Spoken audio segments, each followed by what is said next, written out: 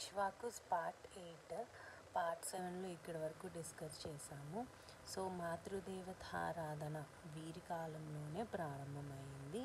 నిర్బంధ సతీ సహగమనం కూడా వీరి కాలంలోనే ప్రారంభమైందనమాట.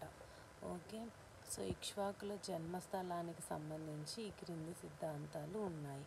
ఉత్తర భారతదేశం అని చెప్పి రబ్సన్ అలానే బూలర్ చెప్పారు. కన్నడ అని చెప్పి హేగెల్.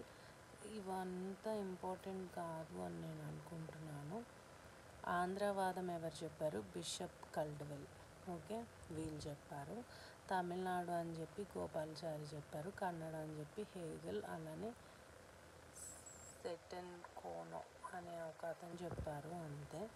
వీరి ఆంధ్ర ప్రాంతానికి చెందినవారని ఈ క్రింది ఆధారాల ద్వారా మనకు తెలుస్తుంది. ఏంటి? అదే మేనత్తల పిల్లల్ని చేసుకోవడం, అలానే